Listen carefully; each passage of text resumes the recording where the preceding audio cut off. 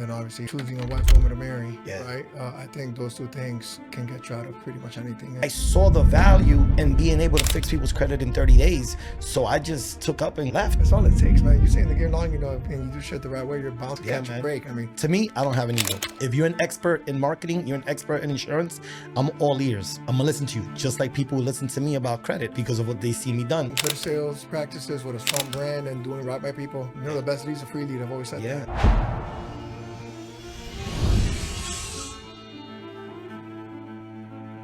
We got Noel, aka the real Credit King. Did I get that right? That's right, Joseph. What's going on, my brother? Pretty good, man. Pretty good to meet you. Glad to be here. Likewise, bro. So, we'd like to start by asking you a very basic question.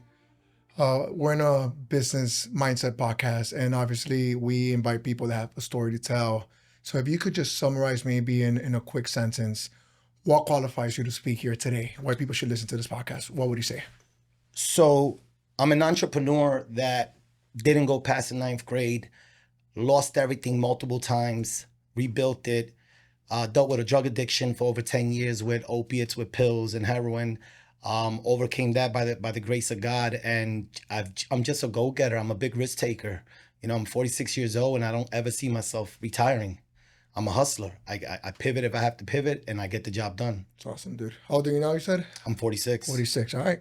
So that being said, bro, I'm excited to hear the story. I mean, you've been telling me bits and pieces, but I can tell it's going to be a good one. Glad to share. Yeah, man. So let's start in the beginning. Where are you from? Kind of walk me through that. So I'm born in New York, born in Brooklyn, New York. I was in New York till I was like 21 years old. So I met my wife, who I've been married now for over 20 years. We got 3 beautiful boys. Once I got with her, we moved to New Jersey, which I thought it was a mission. New Jersey, totally different state, far away from New York, but in reality, it's the same thing. Right over the bridge, huh? Yeah, it's right over the bridge or the tunnel. It's basically the same thing. And got into the car business in September of 2001. And that's where I learned a lot about sales, reading body language, numbers, math, financing, credit, you know. And I started as a salesman and worked my way up to a finance salesman, then a special finance salesman, which is working with people with bad credit only. And then I finally became a director later on in years. Gotcha. Which then you have your own team of finance guys, and you're basically controlling the money for the dealership. And obviously, finance managers make very good money, from my understanding, no? Yeah, I mean, the most I've ever made one year was probably like 300 grand. As a finance manager, okay, awesome. And you say you lost it all several times. Kind of, let's start with, I guess, the first time you lost it all. What happened? Kind of walk us through that situation. So it was the 2008 recession. So what happened was I was deep into my addiction. I was having my first child. Okay. So I was 26, 27, really deep into my addiction. Did not know it because I had tons of pills around me. So and you were still a finance manager at this time? I was a finance manager. I had the good credit. I was about to purchase a house because I thought a man needed to buy a house before his child was born. She was about to have my son Joshua in 2 months. And I rushed to buy this house that was the beginning of the downfall for me for the first time when I went bankrupt. Into a bad purchase. Yeah, because at that time, I don't know if you guys remember, but at that time, people were buying houses very easily. 6 months later, they were taking out hundreds of thousands. The value went up and bought other houses. And I thought I was going to be able to do that. That wasn't the case. I bought at the end of the boom, and I was the one stuck with a house that lost 100 grand 6 months into it. Yeah. So having a drug addiction, knowing your house is worth $100,000 less than what you owe, it just mentally messes you up. At 27 with a baby on the way? With I already had, now I have the baby. Yeah. Now I have the newborn. I have a wife that doesn't know anything about addiction, doesn't understand what I'm doing because, you know, everything is being paid and stuff like that. But, you know, that could only last so long. Yeah. Then it crumbled. And when it crumbled, So you know. for disaster for sure. Correct. You know, we moved to South Carolina. We had to move to South Carolina. So I winded up there to start all over. To me, that was the only way I was going to get away the drugs, which it was. Going to a new state. They didn't know anybody there. I mean, I don't even know how you would answer this, but how does one get into drugs and falls that deep? So I'll tell you, I could tell you the exact story. Right. So I had wisdom teeth pulled out. And I didn't have insurance at the time. So Newark has a university, Rutgers University. You probably heard of a pretty big college. So one of their campuses is in Newark, New Jersey, and they have a dental class for people that are going to become dentists.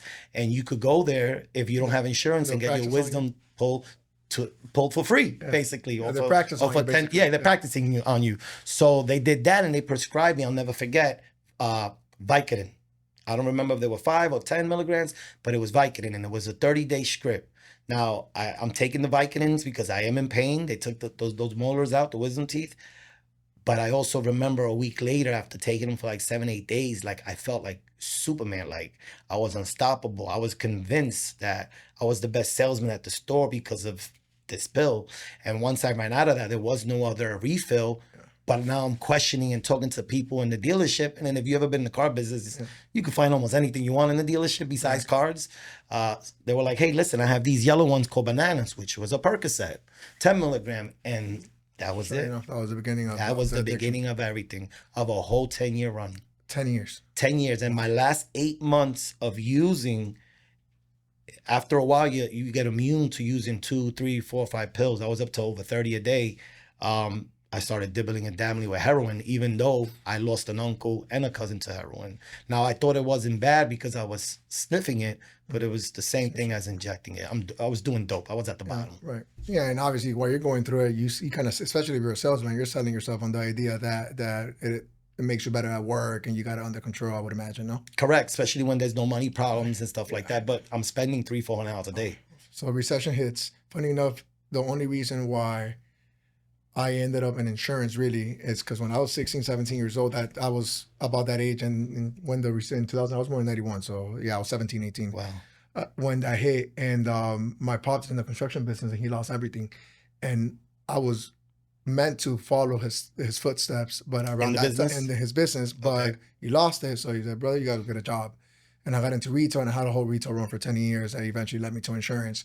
But if not, I'd probably be a general contractor today. Wow. And the recession just kind of messed everything up. My dad ended up getting back on his feet. He's still in the construction business, but the recession changed a lot of lives in a lot of positive and negative ways. Because for you, it seems to have been a blessing in disguise. It was a blessing in disguise because it forced me to move away to another state where I really didn't know anybody. Got away from the drugs for a little bit because I did get back on the drugs when I moved back to New Jersey. But went to South Carolina, tried it for 4 years. It just wasn't for me. Coming from a fast city, New York and New Jersey. If you've ever been to Columbia, South Carolina, that was going to be my first question. Like I've driven through there. And I don't have to drive through it to know. Yeah. It's a third world. Like, even though they're 10 hours away from New York, New Jersey, they are 10 years, 20 years behind. I can imagine. When it comes to So how long were you in South Carolina for? From 2009 to 2000, the end of 2012, so not even 4 years. You stayed in the car business, I'd imagine? So no, over there, this is a funny story. Over there, when I went there first, got the apartment, and my wife stood for 2 more months to finish out her job. She gave him, I guess, 2 months notice, not 2 weeks. And she stood there with my son, Joshua. I came to South Carolina and I moved with everything. No job, no nothing. Maybe like 12, 15 grand that we had to our name. That's all we had. Got the apartment.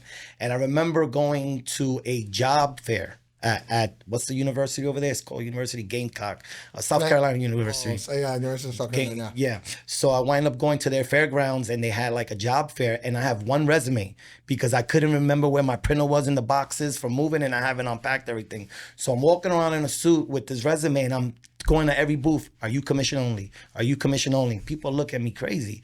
And that's all I know. Right. I control my own pay. That's all I know from the car business. Bumped me to a company called Verizon Wireless, but it was an authorized dealer. Cellular Sales is the real name. And I tell the guy that, and the guy said, what did you say? I said, I'm looking for a commission job where I could scale and make money. He was like, that's what we're looking for. We need people like you. Do you have a resume? I said, this is my only one, and I'm sorry I crossed off my old phone number because I just moved here and I wrote it. I know it's unprofessional, but this is what I'm interested in. So I give it to him. A couple weeks later go by, I get the call for an interview. One of the guys didn't really like me, called me Guido Sarducci, thought I was Italian. People from the South sometimes can't tell if you're Spanish or Italian, you know. And the other guy really liked how hungry I was, and he checked on my references. So they gave me an interview, and I was supposed to get a second interview with the guy that I was going to work for. But my second interview was with the owner of 32 stores. Ari Menlovitz, I'll never forget this guy. Love this Jewish guy to this day. He taught me a lot about sales in the cell phone industry. Once he met me, he said, man, brother, I could tell that you were a hustler. I could tell you're going to do really good at this. I could tell you're better than your manager that's going to be your manager. So I already knew I was being hired when he was talking like that. Do me a favor, Noel, when you take the next interview. I said, there's another one? Yeah, I was supposed to be last, but they wanted me to meet you before you met the one that's going to run the store. Do me a favor, don't control the interview like you did here. And I was like, I apologize. Yeah. So the kid had a chip on his shoulder. This New Yorker guy. He'll get defensive, and then you feel threatened. But he became my best friend, and I became his number one agent. Nice. I mean, in 2008, the end of 2008, to be making 13 grand, 1099, selling cell phones was pretty good in South Carolina, where everything is cheap. How long were you in the cell phone game for? So I was just doing that for 2.5 years till they got sued by an employee's father, who was some type of not business lawyer. Those lawyers that if you're not doing 1099 right, you gotta they'll sue you. HR type deal. So they got sued, and they had to turn all 3,000 agents nationwide to W-2, and there's a big chargeback game. So I was like, that's not gonna work. Right. If I make my $13,000 a month, and you guys are taking $2,000 to $3,000 back in chargebacks, you're telling me now I gotta pay taxes and then give you the money? I worked in cell phone. That was when I said I had a 10-year run. I worked for Sprint and T-Mobile for 10 years. Yeah, so then So 100%. Yeah, I wish I was 1099. I wasn't. Yeah, they're not anymore. They eat 30% of my commission check. Yeah. That's interesting. I had no clue you were in the cell phone game. Yeah. Some way, somehow, that car business and cell phone game produces a lot of successful people. And they're millennials, or I think what year were you born? I'm a 79 baby. So yeah, you're right before. I think 81 is a class. Started. But nonetheless, I think relatively speaking, almost same generation, and it's produced a lot of successful people. It's a great school, I would say. Yes. All right, so you're in South Carolina. You're staying clean. You get into the cell phone game. I guess the rug gets pulled from once pulled up from under me. I go into the car business in South Carolina. So now I've been out of the car game for 3 years, but I can't tell this dealership that I'm looking for work. Right. I don't want to start from the bottom. I was a finance director already. So, I'm going in there telling them, speaking the lingo, because in the car business, there's a lingo just like in insurance. They'll be able to tell, wow, you don't need a resume. The way you're talking, you know what you're doing. Since I was from New York, that wasn't a good thing. Like, they were like, are you able, Noel, to slow yourself down talking? And I'm like, excuse me? What do you mean slow myself down? Fast. Yeah, you speak too fast, or, can you say your words? Don't say coffee that way. I'm like, what do you mean? Am I saying it wrong? Like little things like that. So I was getting the jabs, but they gave me the job, but they wouldn't give me the position that I was experienced for, which was a little annoying at the time. But I tried it for like 8 months as a salesman, because they kept promising me if I show them that I could do the numbers that I say, they'll put me in the box. The box means the finance department. But they never did. And then I told my wife, hey, listen, I think I'm tired of South Carolina. Let's move back to to New Jersey. Yeah. And we did that. And I got into the jewelry business. I have an uncle that's been in the Diamond District in New York for like 50 years. He's 76. He's still there. He's one of the originators. And I went to learn that hustle with him, and I picked up again. Because that block right there has more drugs than any ghetto block in the world. And the jewelry hustle is definitely it's a fast-paced, grimy business. Yeah. So I got back on drugs 2 months back home after being sober for like 3.5 years. Get back on drugs, and I get caught up with several pounds of marijuana, which it was still illegal at that time. Now, New York, you could carry 10 pounds in front of a cop and you're good. Back then, no. Got caught with that, and that was my sign to get clean, because I was facing serious charges back then, with that. And that was the first time. I'm 30, I think I was 31, 32 at the time, maybe 33, and I'm getting into trouble now. Now I have 2 kids. I just moved back to New Jersey. This damn addiction took over again. What am I going to do here, So while I was going through this case, I just picked up and found a detox center, Sunrise, in New Jersey, and I went there. Luckily, my wife had great insurance. She was working for Rutgers University at the time, and that insurance paid $50,000 to save my life. Let me ask you a question, bro. One, your wife's an MVP, dude, because obviously I think it's tough on you going through rehab a couple of times, but it's got to be even tougher on the family. Yeah. And obviously she stood by your side, so it speaks to her character. She's a loyal one. And then what would you say is the main character trait that somebody needs to have to be able to get over an addiction like that? So everyone's different. I'm not going to say it was all me, because it wasn't all me. It was definitely God. It was definitely God, Jesus, whatever you want to say. Me, Jesus is my savior.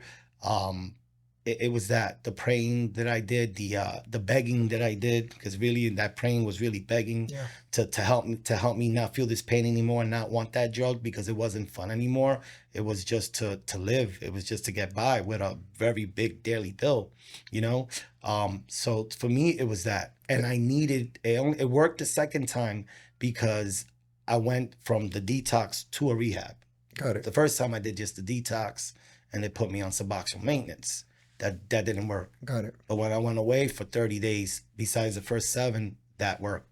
And I actually came here to Florida, Delray, Florida. I'll never forget it. Right. Transformation, they don't exist anymore, but transformations transformed me. Right. You know, That's awesome. It's awesome. How long you been clean? I've been clean since 2013. Wow, it's 12 years. That's Yeah. a long time, dude. Yeah. Congrats, bro. Yeah, It's a big thank you. deal. Appreciate it. All right, so they call you the real credit king. Yes, sir. Let's talk about credit. How, and you were telling me the story earlier, and I think people It's interesting. They're gonna love it. So kind of walk us through. As you were in the car business, finance. So you kind of, Yeah. and you just told me, I didn't know that you dealt with people with bad credit at one Yep. point. So it's almost like it was right in front of you the entire time. Correct. But how did you get into the credit repair business? Kind of walk us through that. With me losing everything, basically. So once I lost everything, and I was selling stuff on eBay on the side. It was always my side hustle. I started looking into any type of credit repair products that was out there, any type of knowledge that I could get, books, ebooks, anything like that. So I was buying as much as I can, because I knew that if there was people that you could pay to fix your credit, there must be a way for me to find out how I could do it myself. This is before the YouTube days, really, and stuff like that. So I bought as much literature as I can, Barnes and Nobles, eBay, like I said, wherever the hell I could find stuff. Studied, practiced on myself, practiced on my wife, any other family member or friend that let me. And I was able to achieve a lot. Let's say like 95% of the negative items I was able to get off in 4, 5, 6 months, which back then that was, wow, amazing. Right. You know, you're not waiting 7 years from the bankruptcy, 10 years actually for a bankruptcy to come off, 7 years from the last time an account was charged off. And it says that the bank notified the bureaus, you know, and stuff like that. So I was able to get enough off my credit. And now I'm sober, so I'm really focused. I'm back into the car business in New Jersey, where they know me in that business, and I'm making good money. At this time, I was at Nissan. I was telling you, I decided to call my realtor that sold me the house that I lost at that time 8 years before. You know what I mean? And she was reluctant. She was like, "You're bugging, basically. How you calling me if you have a bankruptcy, you lost the house?" I'm like, "Yeah, but I'm making great money, combined with my wife, 300 grand, and my credit's in the 700s, but it says I have a bankruptcy." She goes, "I'll call my guy anyway." 10, 15 minutes later, she calls with a completely different tone. Yeah. I'm a salesperson, so I said, "This is good news." Yeah. And she says, "You excited for you're pre-approved for up to $650,000 according to your credit and your income." And I'm like, "Okay, so let's do this. Find me a house." Because I'm tired of renting. And, it does hurt that I lost one. I destroyed my wife's credit. She didn't destroy it. I did. Right. And it's time for me to make up for this. So, she finds us the house. We just finished selling the house that last November. And it was the beginning of everything. That was December 6th of 2016. I'll never forget that. It was the day I signed and I closed. We just sold this past November, but by 2018, 2 years after being in the house, I meet a kid. I call him a kid because he's a lot younger than me, but I meet a guy that he comes to my dealership to buy a car. And he's like, "We have to buy it under my wife's name." And I'm sitting there with both of them, and she had horrible credit. I mean, bad. But they're like not leaving. They're like, "There has to be a way you can help us." And then I said, "Man, why don't you get on the paperwork?" Shows me his credit. He's 750 across the board. I'm like, "What are we doing here? If you're her husband, why don't you just co-sign?" He tells me no, that he fixed his credit to get a $250,000 loan to get his singer career going. Right, so he can pull. Yeah, so I'm sitting here like, what? I could get her into a brand new car at like 0.9%. What are we doing here? So after he says that he's not going to co-sign with her, I make the deal happen at 29%, long story short. But then I ask him, "Brother, who worked on your credit? You're telling me it was this bad and I'm seeing the results of this?" So he introduces me to the guy. And little by little, he... PD, the guy that introduced me to the guy, name is PD. He knew one of the girls that worked there, and he was able to talk to her, and she told him how they do it at that office. Yeah. And I was missing one ingredient to be able to repair everyone's credit in less than 30 days. Wow. And once I got that ingredient and I tried it on several people, I quit the dealership. So how much were you making when you quit? I was close to $300,000. I was a finance director at Nissan. That's a big but working 15 hours a day. 100%. I know the grind of the Yeah. car business. Yeah, you don't have life. Yeah, You no gotta be life. there the weekends because that's when people are buying cars. Yeah, for Yes. sure. Dude, that's a crazy jump. I mean, I'm in the insurance space where we recruit people all day and people have a hard time quitting their jobs Yeah. for far less than 300K a year. But I knew the value. You think it was a combination already at that point of maybe wisdom, maturity, the shit you had gone through? So yes, that had a lot to do it, you know. And at this time now I have 3 kids. Now I have 3 boys, right? So I'm barely have $20,000 saved. I'm telling everybody at this dealership, I'm out of here. I'm gonna open up a credit repairing company. What's credit repair? Like it wasn't big like it is now. Right. And I'm telling them, like, I see these people every day come to the dealership where they need a car to get to 100%. work and they don't have a co-signer, or their credit's so bad that I can't get them a loan, or they don't have enough down payment to get a car. Whichever scenario it was, I saw the value in being able to fix people's credit in 30 days. So I just took up and left and rented a little office, maybe the size of this room, for $1,000 a month. What do they call those places? The share workspaces? Yeah, they're the ShareWorks ones. Yeah, Regis. I had one like There's that too. Regis. That's it. That's the one I was had in. one too, yeah. Regis and Woodbridge. Yeah, that was it. And because you needed to have a professional look, because in the credit repair space, if you're meeting people financial professional, basically. yeah, you can't be at Dunkin' Donuts and meet people. They're not going to trust you to give me $1,000, $2,000, $3,000 what we were charging, you know. So the first year was a grind. I'll never forget that. May of 2018 to May of 2019 was a grind. Didn't know, like 3 days before Christmas, if I was gonna have Christmas money, like that type of grind. But I knew that what I had was gold. All I knew, knowing all these dealerships, that all I needed is 1 or 2 to believe in me, to let me show. So I fixed a lot of credit for free. And that was the best thing I did, because once people's credit was fixed at these stores or their family members, it was a wrap. The referrals started coming in. At 1 a.m, people were calling me to meet me at the office. And I'm like, what? It's 1 a.m. Yeah, but I heard it was 3 Gs and I got it and I'm ready. All right, let's go. I'm getting dressed up and I'm meeting you at the Regis in Woodbridge, you know? And that blew up, man. If you had to put a number, you might not remember, or you might actually know, how many people you think you've helped? Oh, I could tell you right now. So I have a CRM, of course. And in my CRM, we have right now active 6,000 clients. Oh. That's active. Closed, maybe another 2. So maybe about 8,000 people. Oh, that you've been able to help over the last... Since May of 2018. 7 years, basically. Mm-hmm. But what helped me was COVID.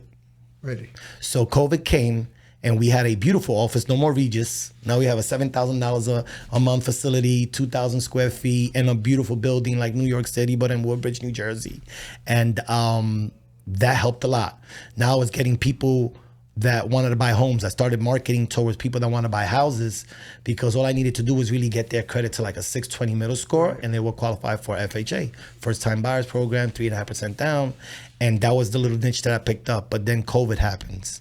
And when COVID happens, I'm like, I'm done. Right. Like, I can't do this from home.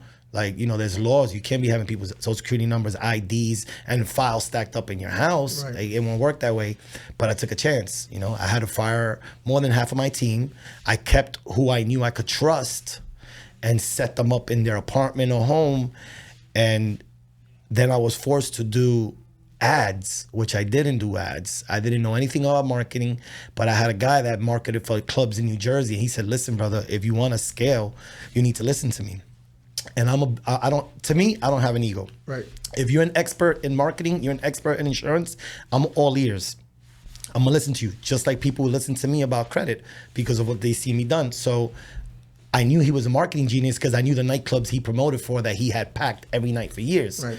This is just a different product. So I took his advice. We started spending $100 a day, then it went up to $200 a day, then it went up to $500 a day.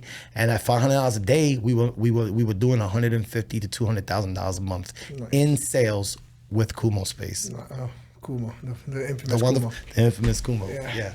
So would you say that, so ads is what really made it change? Well, COVID made you had to pivot. COVID made me pivot. Yeah, gotcha. That's 2020, you started 18. That first year and a half, was it your traditional brand new business? You're making money, but you're paying everything, so you don't really got much left. Then you scale, you get an office. So was that kind of the grind, or? it happened too fast, man. It happened very fast. I was fortunate to have the right people around me.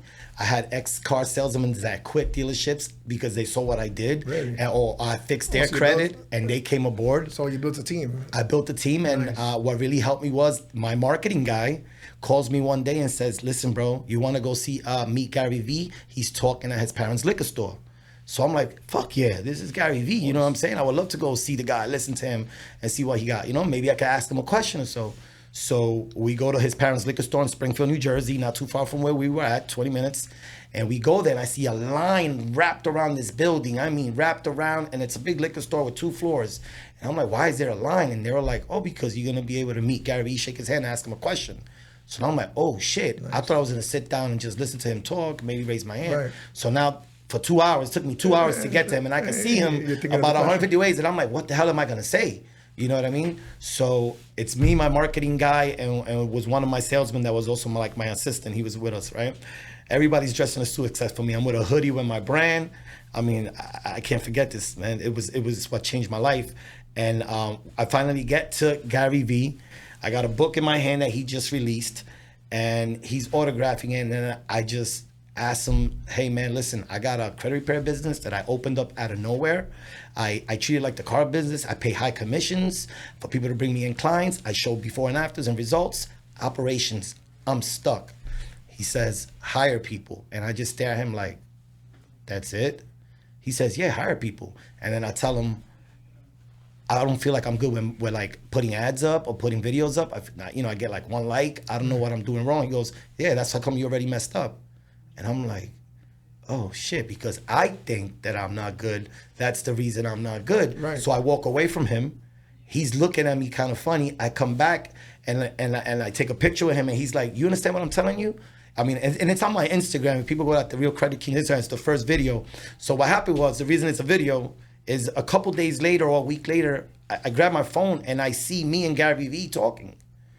And I'm like, when did I post this? Or did my marketing guy post this? No, Gary Vee posted it. So when he posted me and him talking, my marketing guy said, this is it. We took that, combined it with me talking about credit repair, made it an ad. I leveraged Gary Vee, me and him talking. Right, it was off to the races. It out of the water. Oh, we hit the 6 figures monthly right there. That's amazing, dude. Mm-hmm. That's all it takes, man. You stay in the game long enough, and you do shit the right way, you're bound to catch a break. I mean, you thought you were going to listen to the man, and you end up asking a question. Did not know it was going to change my life. And that to this day, if you see this Gary, I'm looking for him to show him my books.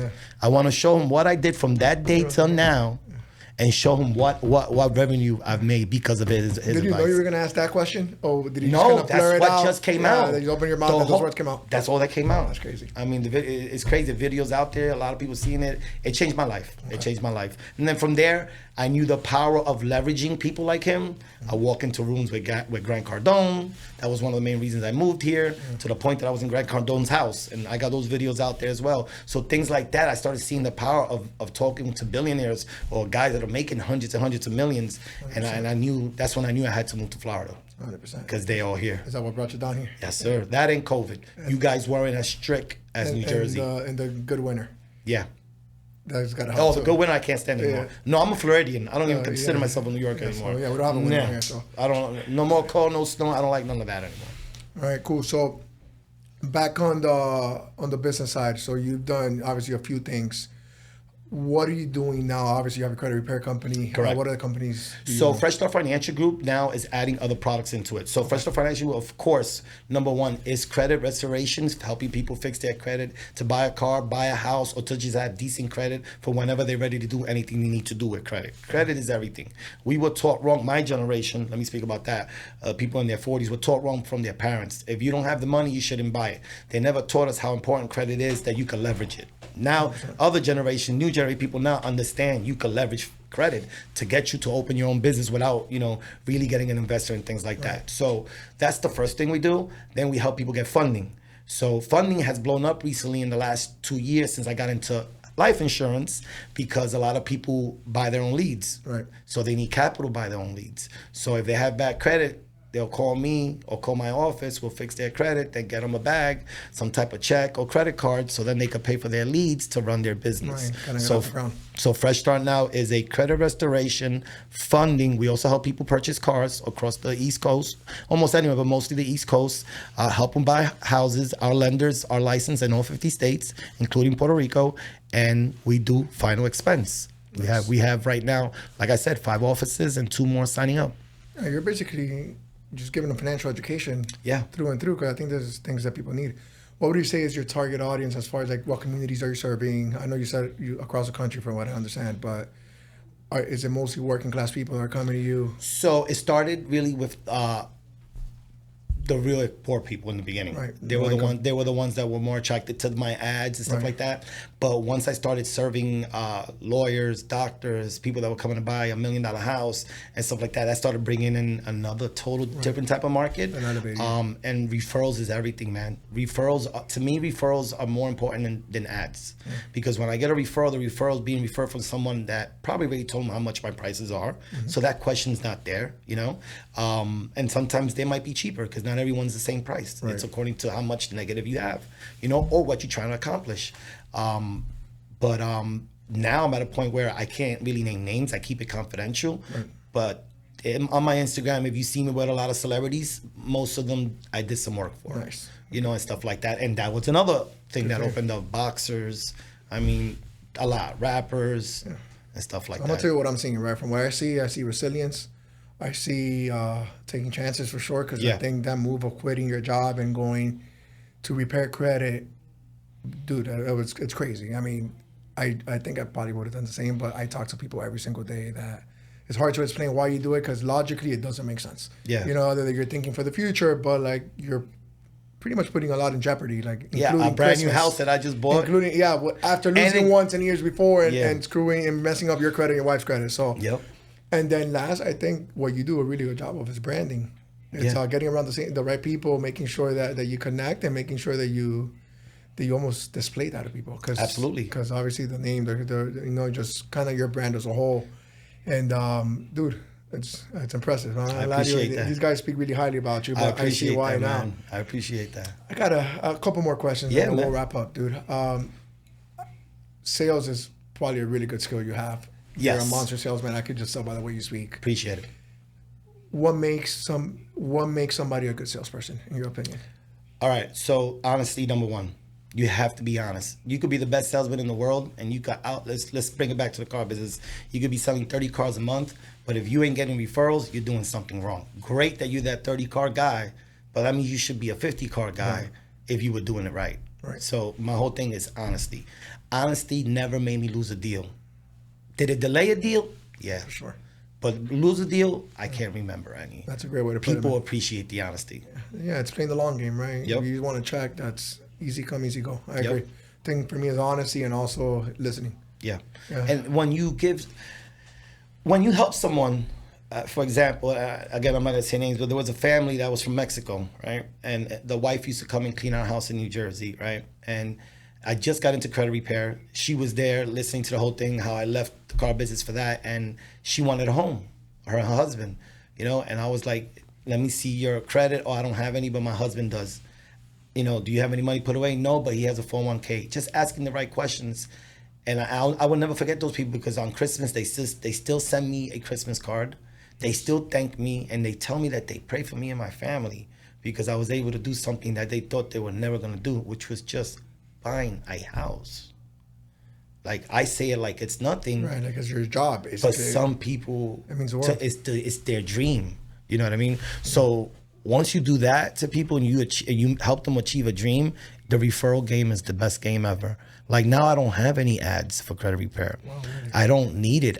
It's not needed at all. Yeah. You know? Good sales practices with a strong brand and doing right by people. Yeah. Yeah, the best lead's a free lead. I've always said Yeah, that. And yeah. And obviously closing percentages for sure Correct, are higher, correct. right? Cost per Correct. acquisition is zero. Correct. It's fantastic. Yeah, man. Dude, I mean, I wish we could go for hours. we I could. kind of miss time. No, I think every topic we've touched, we could probably break it down. But Yeah. just for the sake of staying within the time we said we would. Last question I want to ask you, Noel, is if you could go back to probably right around the time where you first started, when you took your wisdom tooth out. Oh, You know, wow. okay. Okay. And you could give yourself one advice, knowing what you know now, being on the other side of it. What would that advice be? Other than don't take the pill. Wow. You got me with that one. I mean, that's a hard one to answer, man, because like again, you think a pharmaceutical pill, it's okay because it's being given to you by a doctor, you know. Um, my advice, okay, to answer that the best way I could is, I should have not looked for more after I was done that with that script. I should have not asked around, but the devil was around, you know, and for some reason he made it very easy for me to find it in my job at Nissan, Go figure. you know, and to really be truthful, was my cousin's husband, like, to keep it a stack So you're in the family. in the family. And that from there, you know, things come to you easy, especially when they're evil and the devil's trying to destroy you. The next thing I know, I got people in pharmacies selling me bottles of 100 for $100, and each pill really retailed for $40. You do that math. Yeah. That's So, crazy. you know, so it was I just, think that's a perfect answer, bro. I mean, Yeah. the way I see it, you know, I think you leaning on your faith, which you spoke about Yeah. earlier, and then obviously choosing a wise woman to marry, Yeah. right? I think those two things can get you out of pretty much anything, and, Yeah. and you're a living, breathing example of that, dude. So yeah, man, appreciate it. it's been a pleasure talking to you, brother. I Likewise. appreciate you coming on, man. I Yeah, wish we had more man. time, but hey, Yeah, man.